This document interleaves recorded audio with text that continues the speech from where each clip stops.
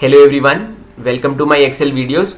आज की इस वीडियो में हम डाटा बार्स के बारे में पढ़ेंगे। डाटा बार्स कंडीशनल फॉर्मेटिंग का एक बहुत ही इफेक्टिव फीचर है।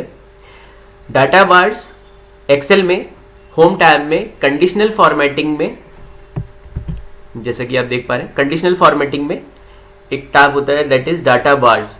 इसके बारे में हम आज पढ़ेंगे। हम जानेंगे कि किस तरीके से इसका यूज होता है। जैसा कि आप इस पर्टिकुलर टेबल में देख पा रहे हैं कि मैंने क्या किया है कि serial number, name of students और मार्क्स शो कर रखे, और मार्क्स जो है वो पॉजिटिव नेगेटिव दोनों हैं। और एक बहुत ही इफेक्टिव फीचर आप देख पा रहे हैं कि आप देखते ही ये पता लगा पा रहे हैं कि सबसे ज़्यादा मार्क्स किसके हैं और सबसे कम मार्क्स किसके हैं। दैट इज मैक्सिमम मार्क्स जो कि 100 है वो ग्रीन कलर से यहाँ शो हो जा रहा है और उस बार की साइज सबसे बड़ी है। और ऐसे ही नेगेटिव डायरेक्शन में रेड कलर से ये बार शो हो रहा है। तो ये क्या होता है, बहुत ही इफेक्टिव आउटपुट देता है कि आप देखते ही समझ जाते हैं कि ये डाटा क्या शो करना चाह रहा है। और एक्सेल में कंडीशनल फॉर्मेटिंग में डाटा बार्स की मदद से हम ऐसा कर पाते हैं।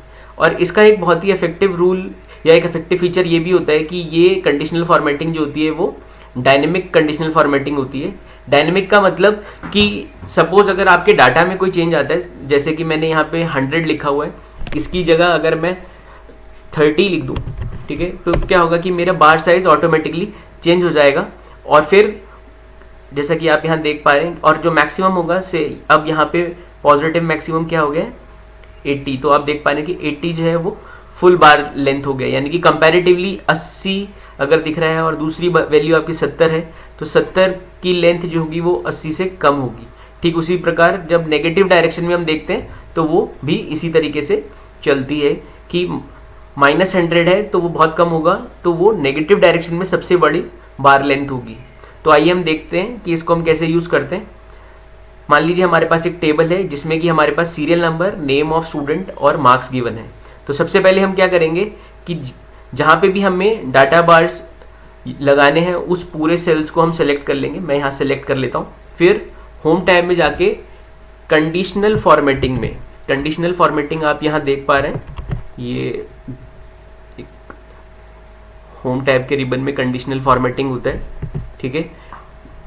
कंडीशनल फॉर्मेटिंग पे आप क्लिक करेंगे तो आप यहाँ देख पा रहे हैं डाटा बार्स। इसमें बड़ा इफेक्टिव फीचर क्या होता है, आप फास्ट करने के लिए आप बाय डिफॉल्ट इसमें ग्रेडियंट फिल और सॉलिड फिल दो ऑप्शंस गिवन होते हैं। ग्रेडियंट फिल क्या होता है कि आपका जो बार्स बनेंगे वो 2 कलर्स या 3 कलर्स में दिखेंगे, जैसा कि आप देख पा रहे हैं यहाँ पे। आप मैंने जो सेलेक्ट कर रखे हैं सेल्स, इसमें आप देख पा रहे हैं कि मल्टीपल कलर से ग्रीन, ब्लू, रेड आपका डाटा जो है वो ऑटोमेटिकली बार्स जनरेट हो जा रहे हैं। या फिर सॉलिड फिल, जैसा कि आप देख पा रहे हैं, ब्लू कलर से सॉलिड फिल सिंगल कलर में जब फिल करते हैं तो हम डायरेक्टली इस पर क्लिक करेंगे और आपका बार्स जनरेट हो जाएंगे।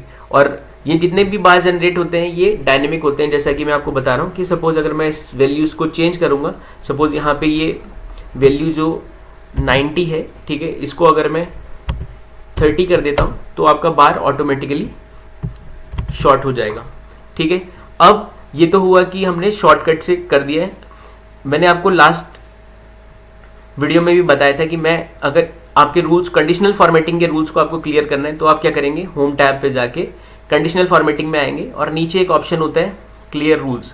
तो क्लियर रूल्स में clear rules for selected cell या फिर फॉर एंटायर सेल। अभी हमने सेलेक्ट कर रखा है तो हम सेलेक्टेड सेल भी कर सकते हैं और हम एंटायर शीट भी करते हैं। तो मैं दोबारा से आपको दिखाता हूं कि clear rules from entire sheet हम कर देते हैं। और अब सपोज हम अपने हिसाब से इसको मैनेज करना चाह रहे हैं कि कंडीशनल फॉर्मेटिंग में आके हमें डाटा बार्स अपने हिसाब से लगाना है, कलर्स भी हम अपने हिसाब से चाह रहे हैं। तो उसके लिए क्या करना है, सबसे पहले आप सेलेक्ट करेंगे सारे सेल्स को। अगेन आप क्या करेंगे, कंडीशनल फॉर्मेटिंग में आएंगे, डाटा बार्स में आएंगे और डाटा बार्स में सबसे नीचे एक ऑप्शन होता है मोर रूल्स। यहाँ आप देख पा रहे हैं मोर रूल्स, इस पर आप क्लिक करेंगे। जैसे ही आप इस पर क्लिक करेंगे एक पॉपअप बॉक्स खुल के आता है जो कि न्यू फॉर्मेटिंग रूल के लिए होता है। इसमें आप सबसे पहले ये पूछता है कि सिलेक्ट अ रूल टाइप, किस टाइप का आप रूल चाह रहे हैं। तो आप इसमें सिलेक्ट करेंगे format all cells based on their values. ये आप देख पा रहे हैं, format all cells based on their values. इसके बाद फॉर्मेट स्टाइल कई तरीके के होते हैं, 2 colour style, 3 colour style, data bars, icon sets. तो अभी हम डाटा बार के बारे में बात करेंगे, ठीक है। तो डाटा बार्स हमने सिलेक्ट कर लिए। ये जो ऑप्शन होता है शो बार्स ओनली, ये किस लिए होता है कि अगर मैं इस पर क्लिक कर दूंगा, ठीक है, तो क्या करेगा, ये जो वैल्यूज है मार्क्स की, ये हटा के वो केवल बार्स की वैल्यू देगा। तो अभी हम चाह रहे हैं कि वैल्यूज भी रहें और बार्स भी रहें, तो आप इस पर क्लिक नहीं करेंगे। फिर ये पूछता है मिनिमम एंड मैक्सिमम वैल्यू, वो हम चाहते हैं कि हमारे डाटा के हिसाब से ऑटोमेटिकली ले ले। तो ऑटोमेटिकली हमारे पास ये बाय डिफॉल्ट टाइप जो है ऑटोमेटिक रहता है। हम इसको चाहे तो अपने सेल के हिसाब से भी एडिट कर सकते हैं। हम चाहें कि हमारी जो मिनिमम वैल्यू रहे वो से -50 रहे, उससे कम जो भी है वो फुल रहे। इसी तरीके से मैक्सिमम वैल्यू भी हम सिलेक्ट कर सकते हैं। अभी के लिए मैंने क्या किया, इन दोनों को ऑटोमेटिकली रहने देता हूँ। फिर वो अपीयरेंस पूछ रहे हैं कि बार अपीयरेंस कैसा हो, सॉलिड फिल हो या ग्रेडियंट फिल हो। तो पहले हम इसको सॉलिड फिल ही रहने देते हैं। कलर ग्रीन ले लेते हैं, ग्रीन पॉजिटिव को रिप्रेजेंट करता है। अब ये पूछ रहा है कि बॉर्डर टाइप, अभी बाय डिफॉल्ट नो बॉर्डर है।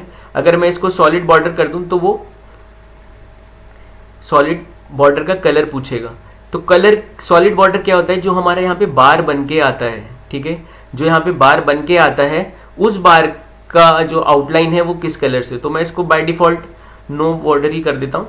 अभी क्या है, बाय डिफॉल्ट अगर मैं इसको ओके करूंगा तो ये मुझे रेड कलर के नेगेटिव बार्स देगा। लेकिन अगर मैं चाहूँ तो उसको भी चेंज कर सकता हूँ। तो उसके लिए क्या है कि आप यहाँ पे देख पा रहे हैं ये नेगेटिव वैल्यूज एंड एक्सेस पूछ रहा है। इस पर क्लिक करेंगे तो आप देख पा रहे हैं कि बाय डिफॉल्ट वो रेड कलर है। आप चाहें तो इसको चेंज कर सकते हैं किसी भी कलर से।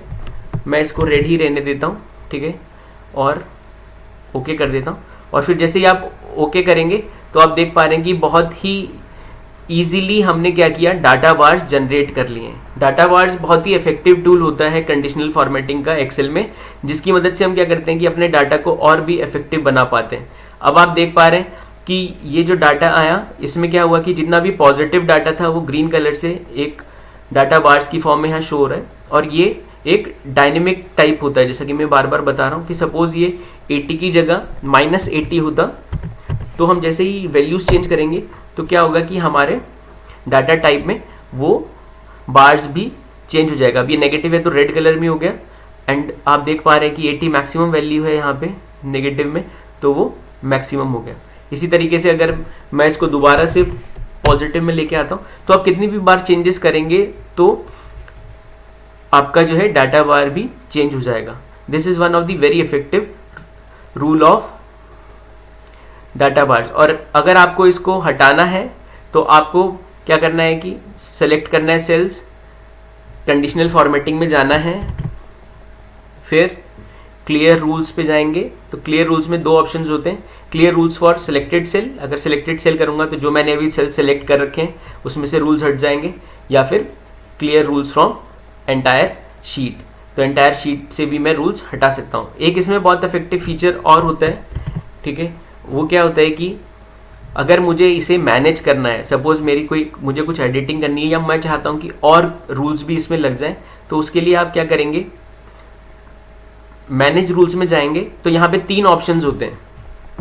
आप मैनेज रूल्स में देखेंगे कि यहाँ पे 3 ऑप्शंस होते हैं, ठीक है, बहुत ही इफेक्टिव फीचर होता है डाटा बार्स। तो इसमें क्या होता है कि आप एक नया रूल भी ऐड कर सकते हैं फ्रॉम द न्यू रूल, या फिर आपने जो पहले से रूल डाला है उसको अगर आप एडिट करना चाहते हैं तो एडिट रूल, या फिर अगर आपने कोई और रूल्स ऐड कर दिए हैं और पुराना रूल डिलीट करने चाहते हैं तो डिलीट रूल्स। सो ये सब फीचर्स जो होते हैं ये आप डाटा बार्स में देख पा रहे हैं। तो मैं क्या कर सकता हूँ कि न्यू रूल ऐड कर सकता हूँ कि सपोज अभी मैंने जो करा था वो सॉलिड फिल में किया था, फॉर्मेट स्टाइल चेंज करना चाहूँ मैं डाटा बार्स में, सपोज मैंने सॉलिड फिल की जगह ग्रेडियंट फिल करना है, ग्रीन कलर की जगह ब्लू कलर करना है, ठीक है, नेगेटिव जो है वो ब्लू की जगह सपोज मैं ऑरेंज कलर कर देता हूँ, ओके करता हूँ, ओके करता हूँ, देन अप्लाई करते हैं।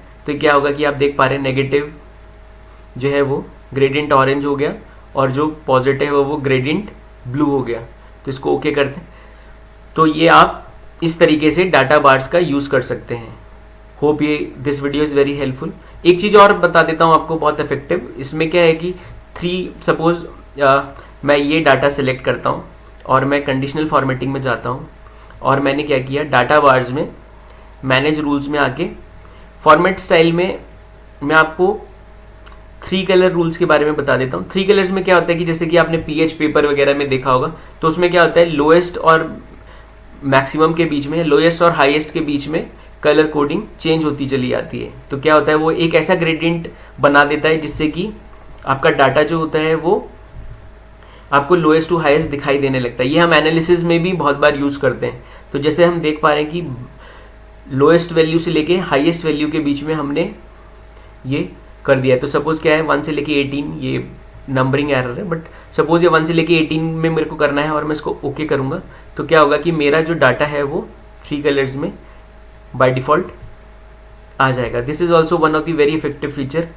एक इसमें मैं और डाटा ऐड कर सकता हूँ। तीसरी चीज़ वो ये है कि सपोज मैंने ये डाटा सेलेक्ट किया, कंडीशनल फॉर्मेटिंग में मैं आया, डाटा बार्स में मैं आया, मोर रूल्स में मैंने आया।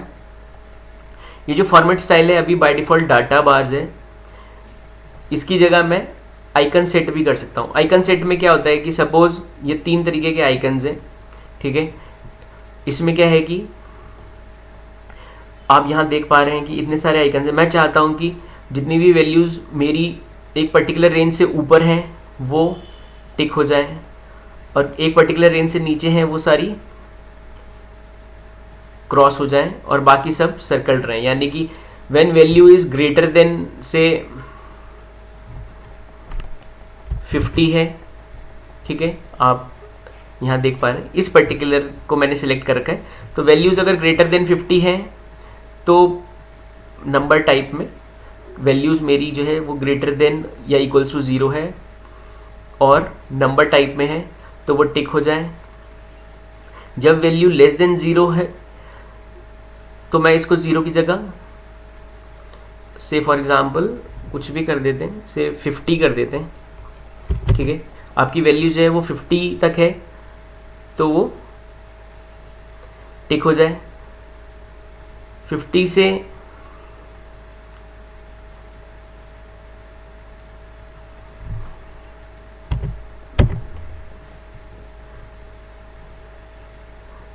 फिर यहाँ 0, तो मैंने क्या किया, when value is greater than और इक्वल्स टू 50 तो टिक हो जाए, ग्रेटर देन इक्वल्स टू 0 हो और लेस देन 50 हो तो ऐसे हो जाए, और फिर मेरी वैल्यूज अगर लेस देन 0 हो तो क्रॉस हो जाए। तो मैं जैसे इसको ओके करूंगा तो आप देख पा रहे हैं कि जितनी भी वैल्यूज मेरी 50 से ज़्यादा थी, यानी कि this one and this one, ये 2 वैल्यूज जो थी मेरी वो क्या हो गई, टिक हो गई, और फिर जितनी भी 0 से ज़्यादा थी वो सर्कल्ड हो गई, और लेस देन 0 वो क्रॉस हो गई। तो इस तरीके के मल्टीपल फीचर्स के लिए हम डाटा बार्स का यूज़ करते हैं कि हमें किसी भी डाटा को बहुत ही इफेक्टिव वे में शो करना हो तो हम डाटा बार्स की मदद से उसमें बार्स भी लगा देते हैं, आइकन्स भी लगा देते हैं, उसको हम 3 कलर्स या 2 कलर्स में भी चेंज कर पाते हैं। Hope this has given you the complete knowledge. आपको सब कुछ समझ आ गया होगा, और एक बार इसको खुद से ट्राई करेंगे, और फिर अगर कोई प्रॉब्लम आती है तो आप मेरे को कमेंट सेक्शन में लिखेंगे, I will be sending you, मैं आपको उसके सॉल्यूशंस जल्द से जल्द देने की कोशिश करूँगा। Thank you so much.